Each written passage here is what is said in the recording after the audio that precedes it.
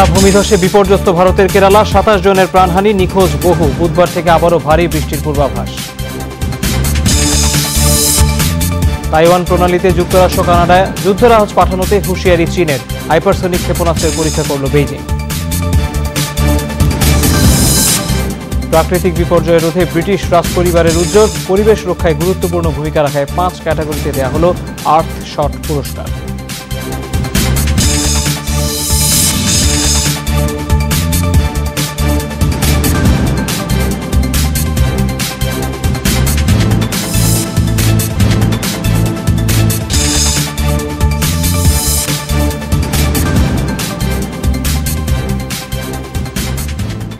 শিরোনামগুলো দেখছিলেন, পুরো খবরে যাচ্ছি। প্রাকৃতিক দুর্যোগে বেহাল কেরালা। ভারতের দক্ষিণের এই রাজ্যটিতে টানা বৃষ্টিপাত, বন্যা, ভূমিধস, প্রাণহানি বেড়ে দাঁড়িয়েছে 27 জনে। এখনও বহু মানুষ নিখোঁজ। স্থানীয় উদ্ধারকর্মীদের পাশাপাশি মাঠে তৎপর নৌসেনা, বিমান বাহিনীর সদস্যরা। এই পরিস্থিতিতে বুধবার থেকে আবারও ভারী বৃষ্টির পূর্বাভাস দিয়েছে আবহাওয়া অধিদপ্তর। প্রাকৃতিক দুর্যোগের সামনে মানুষ যে কতটা অসহায় সেটাই যেন জানান দিল কোত্তায়াম জেলার ভবনটি। কেরালা জুড়ে প্রায় প্রতিদিনই বহু ঘরবাড়ি পানির তোড়ে ভেসে যাচ্ছে। মাথা গোঁজার ঠাঁই, উপার্জনের শেষ সম্বলটুকু হারিয়ে অনেকেই খোলা আকাশের নিচে। বৃষ্টিপাত কমে এলেও বাড়ছে দীর্ঘমেয়াদী বন্যা, ভূমিধসের মতো নিত্য নতুন দুর্ভোগ। পেছনের পাহাড়টিতে 4 দফা ভূমিধস হয়, ঢলের মতো নেমে আসে পানি। ভূমিধসে মুহূর্তে নিচের সব দোকানপাট, ঘরবাড়ি চাপা পড়ে। বন্যার পানি বাড়তে থাকায় দোকানের বেশিরভাগ পণ্যই নষ্ট হয়ে গেছে। মশলার মতো খাবারগুলো রক্ষা করতে পারলেও পানিতে পড়ছে শাকসবজি। রাজ্য সরকারের আহ্বানে সাড়া দিয়ে উদ্ধার অভিযানে যোগ দিয়েছে নৌ, সেনা ও বিমান বাহিনী। ত্রাণ সরবরাহ এবং দুর্গত এলাকায় আটকা পড়াদের উদ্ধারে ব্যবহৃত হচ্ছে হেলিকপ্টার। এখনও নিখোঁজ বহু মানুষ। প্রাণহানির সংখ্যা আরও বাড়ার আশঙ্কা প্রশাসনের। প্রশাসনের হিসেবে এই এলাকায় 10 থেকে 15 জন মানুষ এখনো পর্যন্ত নিখোঁজ। উদ্ধার হয়েছে শিশুসহ কয়েকজনের মরদেহ। আশঙ্কা বাড়তে পারে প্রাণহানি। বৃষ্টিপাত কিছুটা কমলেও বুধবার নাগাদ কেরালার প্রতিবেশী রাজ্যগুলোয় ভারী বৃষ্টিপাতের পূর্বাভাস দিয়েছে জাতীয় আবহাওয়া অধিদপ্তর। কেরালা এখন বৃষ্টি কিছুটা কম, তবে রেড অ্যালার্ট প্রত্যাহার না করার অনুরোধ জানাবো প্রশাসনকে। 20 ও 21 অক্টোবরের দিকে তামিলনাড়ুর সীমান্তের দিকে আবারও ভারী বৃষ্টি হতে পারে। তখনও প্রবল বন্যা এবং ভূমিধসের শঙ্কা রয়েছে। রোববার থেকেই তামিলনাড়ু এবং কেরালার অন্যান্য প্রতিবেশী রাজ্যগুলোয় ঝড়ো হাওয়া সহ হচ্ছে বৃষ্টিপাত।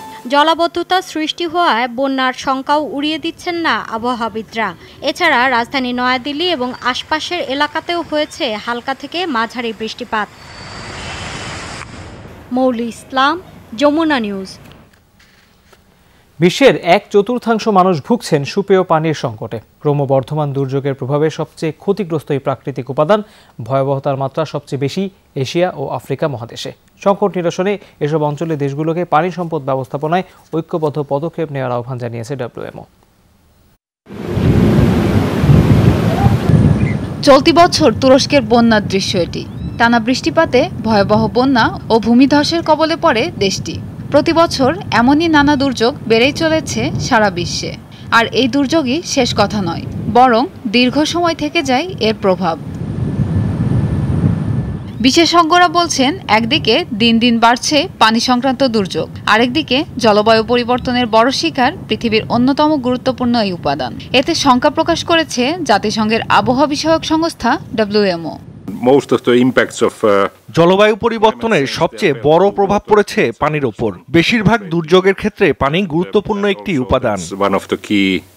বন্যা, খরা, সাইক্লোন সহ সবচেয়ে বেশি হওয়া দুর্যোগগুলোর অধিকাংশই পানি সম্পর্কিত। কোথাও পানির অভাব, কোথাও আবার দূষিত হচ্ছে পানি, কিংবা বাড়ছে লবণাক্ততা। পরিসংখ্যানে দেখা গেছে বিশ্বের 1/4 মানুষ ভুগছে সুপেয় পানির সংকটে। ভয়াবহতার মাত্রা সবচেয়ে তীব্র এশিয়া ও আফ্রিকা মহাদেশে। সংকট নিরসনে এসব অঞ্চলের দেশগুলোকে পানি সম্পদ ব্যবস্থাপনায় ঐক্যবদ্ধ পদক্ষেপ নেওয়ার আহ্বান WMOর। জরুরি ও কার্যকর ব্যবস্থা না নিলে বরফ গলার হার অব্যাহত থাকবে। আশঙ্কাজনক হারে বাড়ছে কার্বন ডাই অক্সাইডের পরিমাণ, অর্থাৎ এই সংকট সহজে কাটছে না। বিশ্বের অন্তত 107টি দেশ রয়েছে যারা পানি সম্পদ ব্যবস্থাপনায় কোনো পদক্ষেপ নিচ্ছে না। খরা ও বন্যা নিরসনে বিনিয়োগ বাড়ানো উচিত এশিয়া ও আফ্রিকা অঞ্চলের। গেল 20 বছর ধরে অ্যান্টার্কটিকা ও গ্রিনল্যান্ডে বরফ গলছে বছরে গড়ে 1 সেন্টিমিটার করে। এই সময়ের মধ্যে পৃথিবীতে নাটকীয়ভাবে বেড়েছে বন্যার পরিমাণ, যা আগের তুলনায় 134% বেশি। বৈশ্বিক তাপমাত্রা বেড়ে যাওয়ায় বেড়েছে বায়ুমণ্ডলের আর্দ্রতাও। সবচেয়ে বেশি ক্ষতিগ্রস্ত এশিয়া। বিশেষজ্ঞরা বলছেন, জলবায়ু পরিবর্তন রোধে এখনই যথাযথ পদক্ষেপ না নিলে পরিণতি হবে আরও ভয়াবহ। প্রিয়াঙ্কা চক্রবর্তী, যমুনা নিউজ। তাইওয়ান প্রণালীতে যুক্তরাষ্ট্র কানাডা যুদ্ধজাহাজ পাঠানোতে পাল্টা হুঁশিয়ারি দিয়েছে চীন। তীব্র নিন্দা জানিয়ে বেইজিং বলছে, এসব যুদ্ধজাহাজ চীনের পর্যবেক্ষণে রয়েছে এবং যে কোনো সময় হুমকির জবাব দিতে তারা প্রস্তুত। তাইওয়ান প্রণালী দিয়ে যুক্তরাষ্ট্র ও কানাডার যুদ্ধজাহাজ চলাচলে আঞ্চলিক শান্তি ও স্থিতিশীলতা হুমকির মুখে পড়বে বলে মনে করে বেইজিং। এর আগে এক বিবৃতিতে যুক্তরাষ্ট্র জানায়, তাদের একটি ডেস্ট্রয়ার তাইওয়ান প্রণালী দিয়ে দক্ষিণ চীন সাগরে প্রবেশ করেছে। এ সময় কানাডার একটি যুদ্ধজাহাজও মার্কিন ডেস্ট্রয়ারের সাথে ছিল। এশীয় অঞ্চলের মিত্রদের সাথে সম্পর্কের অংশ হিসেবেই সেখানে যুদ্ধজাহাজ পাঠানো হয়েছে।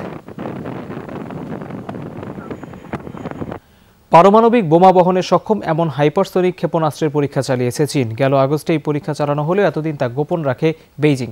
বিভিন্ন সূত্রের বরাত দিয়ে এই প্রতিবেদন প্রকাশ করে ব্রিটেনের বিভিন্ন গণমাধ্যম। এতে বলা হয়, ক্ষেপণাস্ত্রটি লক্ষ্যবস্তুর দিকে অগ্রসর হওয়ার আগে পৃথিবীর নিম্ন কক্ষপথে প্রদক্ষিণ করে। ক্ষেপণাস্ত্রটি লক্ষ্যমাত্রার 32 কিলোমিটারের আগে ভূপাতিত হয়। যদিও চীনের ক্ষেপণাস্ত্র পরীক্ষা নিয়ে এখনও কোনো মন্তব্য করেনি যুক্তরাষ্ট্রসহ অন্য কোনো দেশ। চীন ছাড়াও যুক্তরাষ্ট্র ও রাশিয়া সহ অন্তত 5টি দেশ হাইপারসনিক ক্ষেপণাস্ত্র প্রযুক্তি নিয়ে কাজ করছে। হাইতিতে পরিবার সহ 17 মার্কিন মিশনারিকে অপহরণের সাথে অপরাধী চক্র 400 মাওয়েজো গ্যাং জড়িত। গেল কয়েক মাস ধরে পোর্ট অফ প্রিন্স ও প্রতিবেশী দেশ ডমিনিকান প্রজাতন্ত্রের বিভিন্ন এলাকায় অপহরণ সহ বিভিন্ন অপরাধের সাথে তারা জড়িত। মার্কিন পররাষ্ট্র দপ্তর জানিয়েছে, বিষয়টি তারা খতিয়ে দেখছে। এরই মধ্যে অপহরণের বিষয়টি নিয়ে তদন্ত শুরু হয়েছে। একটি অনাথ আশ্রম পরিদর্শন করার পর ফিরছিল মিশনারিদের এই গ্রুপটি। এ সময় তাদের বাসে হামলা করে 400 মাওয়েজো গ্যাং নামে একটি অপরাধী চক্র। বাসে থাকা মিশনারিদের অপহরণ করা হয়। হাসপাতাল থেকে ছাড়া পেলেন যুক্তরাষ্ট্রের সাবেক প্রেসিডেন্ট বিল ক্লিন্টন। স্থানীয় সময় রোববার সকালে ক্যালিফোর্নিয়ার আরভিন মেডিকেল সেন্টার থেকে তিনি বাড়ি ফেরেন। রক্তনালীতে সংক্রমণ নিয়ে 5 দিন চিকিৎসাধীন ছিলেন তিনি। 75 বছর বয়সী বিল ক্লিন্টন গেল মঙ্গলবার অসুস্থ অবস্থায় হাসপাতালে ভর্তি হন। তবে করোনায় তিনি আক্রান্ত ছিলেন না। প্রথমেই সেটি নিশ্চিত করে হাসপাতাল কর্তৃপক্ষ। ধারণা করা হচ্ছিল হৃদরোগের কোনো সমস্যা থেকেই সাবেক প্রেসিডেন্টের এই অসুস্থতা। পরে চিকিৎসকরা নিশ্চিত করেন ইউরিন ইনফেকশন ছড়িয়ে পড়েছিল রক্তপ্রবাহে। বিল ক্লিন্টন যুক্তরাষ্ট্রের 42তম প্রেসিডেন্ট ছিলেন। 1993 থেকে 2001 সাল পর্যন্ত তিনি রাষ্ট্রপ্রধানের দায়িত্ব পালন করেন।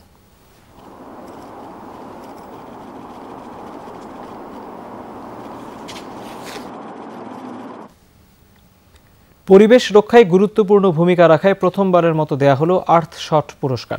জলবায়ু পরিবর্তনের কারণে প্রাকৃতিক বিপর্যয় রোধে কাজ করা বিভিন্ন ব্যক্তি, প্রতিষ্ঠান ও দেশকে এই পুরস্কার দেয়া হয়।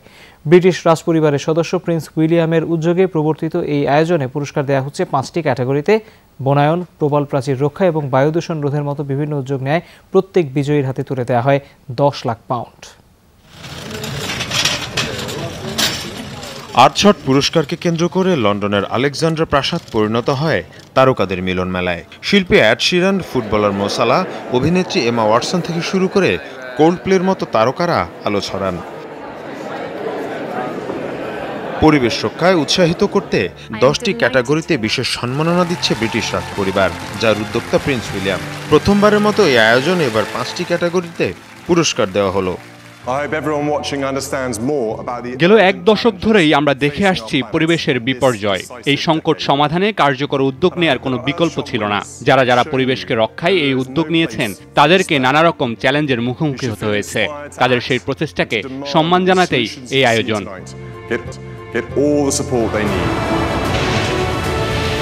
বনায়ন প্রকল্পে গাছের সংখ্যা দ্বিগুণ হওয়ায় প্রোটেক্ট অ্যান্ড রিস্টোর ন্যাচার বিভাগে বিজয়ী হয়েছে রিপাবলিক অব কোস্টারিকা।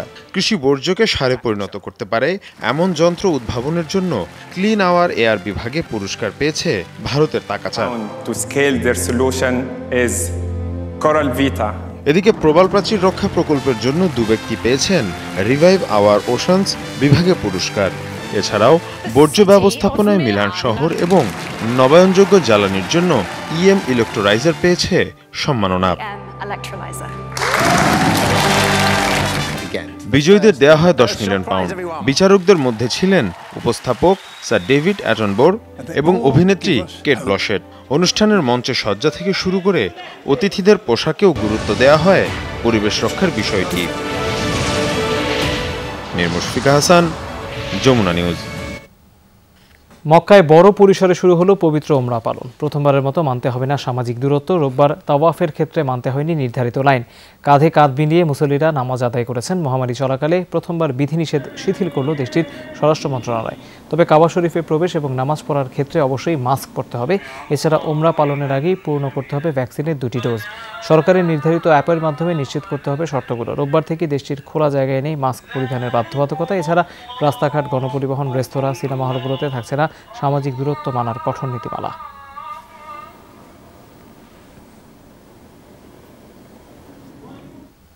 ইয়েমেনের মারিব প্রদেশে ব্যাপক বিমান অভিযান চালাচ্ছে সৌদি নেতৃত্বাধীন জোট। রোববারই 160 হুতি বিদ্রোহীকে হত্যার দাবি করেছে তারা। সৌদি প্রেস এজেন্সির দাবি, একদিনেই বিদ্রোহীদের গোপন আস্তানা লক্ষ্য করে 32 দফা মিসাইল ছোড়া হয়। তাতে ধ্বংস হয় 11টি সামরিক যান, প্রাণ হারায় 1.5 শতাধিক বিদ্রোহী। অবশ্য হুতিদের পক্ষ থেকে বিষয়টি নিশ্চিত করা হয়নি। ইয়েমেন সরকার এবং সৌদি জোটের দাবি, গেল সোমবার থেকে মারিব এলাকায় চালানো বিমান অভিযানে 700-র বেশি বিদ্রোহী প্রাণ হারিয়েছে। ফেব্রুয়ারি মাসে তুমুল সংঘাতের পর অঞ্চলটি দখলে নেয় বিদ্রোহীরা। জাতিসংঘের অভিবাসন বিষয়ক কমিশনের তথ্য, সে সময় থেকেই প্রাণভয়ে লাখো মানুষ মারিব ছাড়েন। শুধু সেপ্টেম্বরেই সংখ্যাটি ছিল 10,000-এর ওপরে। দীর্ঘ 9 মাসের আলোচনা শেষে সিরিয়ায় সংবিধান সংস্কারে সম্মত হয়েছে সরকার এবং বিরোধী দল। রোববার এই ঘোষণা দেয় সিরিয়ায় নিযুক্ত জাতিসংঘের বিশেষ দূত গিয়ার পেডারসন।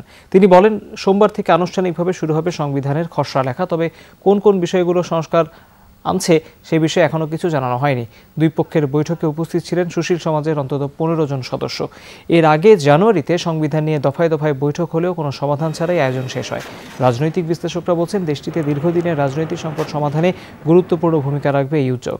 সিরিয়ায় গেল 10 বছরের সংঘাতে প্রাণ গেছে 3.5 লাখের বেশি মানুষের। এছাড়া গৃহহীন হয়েছে 2.30 লাখের বেশি।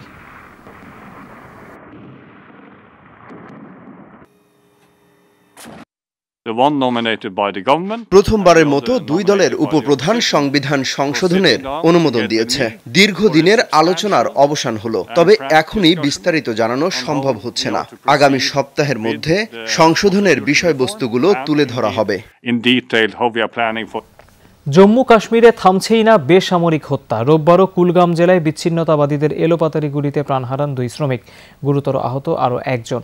সব মিলিয়ে গেল 2 সপ্তাহে মোট বেসামরিক প্রাণহানি বেড়ে দাঁড়ালো 11 জনে।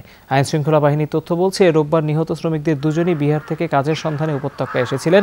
পুলিশ বলছে, সাম্প্রদায়িক হামলাগুলোতে হিন্দু, শিখদের মতো সংখ্যালঘু জনগোষ্ঠী এবং বহিরাগতদের টার্গেট করা হচ্ছে। পরিস্থিতি নিয়ন্ত্রণে মাঠে তৎপর নিরাপত্তা বাহিনী। সাঁড়াশি অভিযানে হত্যাকাণ্ড এবং বিচ্ছিন্নতাবাদী সংগঠনগুলোর সাথে জড়িত সন্দেহে আটক হয়েছেন কমপক্ষে 900 মানুষ। এছাড়া প্রতিদিনই চরমপন্থীদের গোপন আস্তানায় চলছে যৌথ বাহিনীর অভিযান। পাল্টাপাল্টি গোলাগুলিতে প্রাণ হারিয়েছেন 9 সেনা সদস্য, মারা গেছে 13 বিচ্ছিন্নতাবাদীও।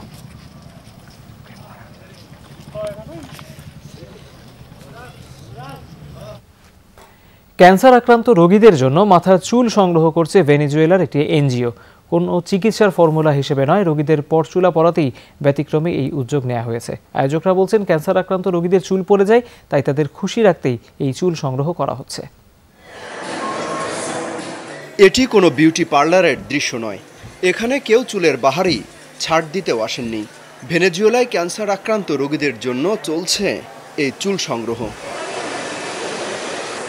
নানা কারণে ক্যান্সার আক্রান্ত রোগীদের চুল পড়ে যায়, তাই তাদের মন ভালো করতেই স্বেচ্ছায় চুল দিয়ে যাচ্ছেন নারীরা। এসব চুল দিয়ে তৈরি হবে পরচুলা, সেগুলোই পরানো হবে ক্যান্সার আক্রান্ত রোগীদের। অনেক আগে থেকে ক্যান্সার রোগীদের জন্য কিছু একটা করার ইচ্ছে। আজ এই সুযোগটি পেয়ে বেশ ভালো লাগছে। আমার চুল নিয়ে তাদের সৌন্দর্য ফিরবে, এটা বেশ গর্বেরও বটে। প্রত্যাশা থাকবে ক্যান্সার কমিয়ে আনতে আরও উদ্যোগ নেওয়া হবে। আয়োজক সংস্থা বলছে, ভেনেজুয়েলায় দিন দিন বাড়ছে ক্যান্সার রোগীর সংখ্যা। এই সংখ্যা কমাতে সঠিক চিকিৎসার পাশাপাশি সচেতনতা বাড়ানোর পরামর্শ দিচ্ছেন বিশেষজ্ঞরা। ক্যান্সারের মৃত্যুর হার বেড়েই চলেছে, কারণ আমাদের হাসপাতালগুলোতে পর্যাপ্ত চিকিৎসা ব্যবস্থা নেই। এছাড়া ব্রেস্ট ক্যান্সার জনিত সমস্যায় 3 মাস পর্যন্ত এ নিয়ে কোনো মাথা ব্যথাই থাকে না মেয়েদের। তথ্য বলছে ভেনেজুয়েলায় গড়ে প্রতিদিন 15 জন করে রোগী ব্রেস্ট ক্যান্সারে আক্রান্ত হয়ে হাসপাতালে ভর্তি হচ্ছেন। অমিত হাসান রবিন, যমুনা নিউজ। মিয়ানমারে ৫,৫০০-এর বেশি কারাবন্দীকে মুক্তি দেওয়ার সিদ্ধান্ত নিয়েছে দেশটির সামরিক জান্তা।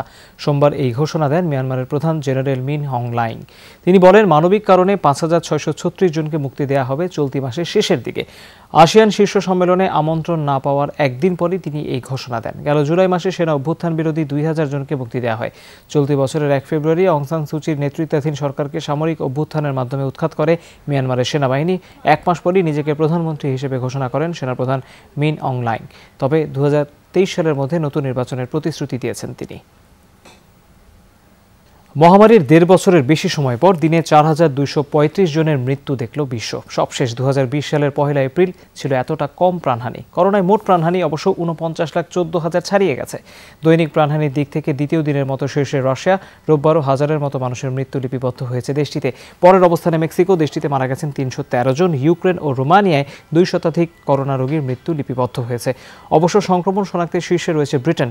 ৪৫,০০০-এর বেশি মানুষের দেহে মিলেছে ভাইরাস। যুক্তরাষ্ট্রে হঠাৎই দৈনিক মৃত্যু ও সংক্রমণ শনাক্ত কমে গেছে। রোববার দেশটিতে ১৬১ জন মারা গেছেন করোনায়। ১৮,০০০ মানুষের দেহে মিলেছে ভাইরাস। বিশ্বে মোট শনাক্ত ২৪,১৪,০০,০০০-এর ওপরে। ইউরোপীয় ইউনিয়ন থেকে ১০,০০০ অস্থায়ী কর্মী নিয়োগ দেবে ফেসবুক, যারা মেটাভার্স বা পরবাস্তব জগৎ তৈরিতে কাজ করবেন। রোববার এই তথ্য জানিয়েছে ফেসবুক। আগামী ৫ বছরের প্রযুক্তিতে দক্ষ এবং বিশেষজ্ঞদের নিয়োগ দেওয়া হবে এই প্রকল্পে, যাদের কাজ হবে ফেসবুকের জন্য মেটাভার্সের নিত্য নতুন ফিচার তৈরি করা। মূলত ভার্চুয়াল রিয়েলিটি বা VR হেডসেটের মাধ্যমে বিভিন্ন খেলা, কাজকর্ম এবং যোগাযোগের বাস্তব স্বাদ গ্রহণ করতে পারবেন ফেসবুক ব্যবহারকারীরা। জনপ্রিয় সামাজিক যোগাযোগ মাধ্যমটি বলছে, প্রকল্পটি পুরোপুরি শেষ হতে ১০ থেকে ১৫ বছর সময় লাগবে। আপাতত এই প্রকল্পে $৫ কোটি বিনিয়োগের মাধ্যমে কাজ শুরু করবে ফেসবুক। সাইট ডাউন, তথ্য পাচার, প্রভাব বিস্তারের মতো নানা কেলেঙ্কারিতে যখন প্রতিষ্ঠানটি কোণঠাসা, সে সময় এলো এমন ঘোষণা।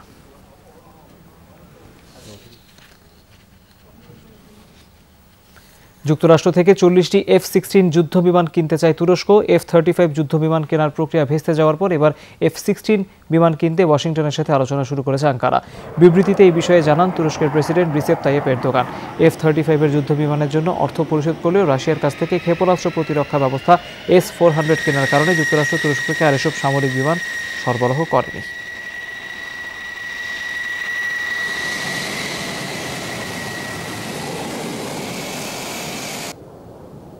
দেশ থেকে পতিতাবৃত্তি বিলুপ্তির অঙ্গীকার করেছেন স্পেনের প্রধানমন্ত্রী পেড্রো সানচেজ। পতিতাবৃত্তির মতো কর্মকাণ্ড নারীদেরকে দাসে পরিণত করে বলে তিনি মন্তব্য করেছেন। ভ্যালেন্সিয়াতে নিজ দলের 3 দিনব্যাপী কংগ্রেসে দেওয়া ভাষণে তিনি মন্তব্য করেন। 2019 সালে নির্বাচনী ইশতেহারে পতিতাবৃত্তি বিলুপ্তির অঙ্গীকার করেন পেড্রো সানচেজ। যদিও সে সময় বিরোধী দল দাবি করে নারী ভোটারদের আকৃষ্ট করতে তিনি এই অঙ্গীকার করেছিলেন। স্পেনে প্রায় 3 লাখ নারী বর্তমানে যৌনকর্মী হিসেবে কাজ করছেন। দর্শক, এই ছিল যমুনা আইডেস্কের আয়োজনে। এতক্ষণ সাথে থাকার জন্য ধন্যবাদ সবাইকে।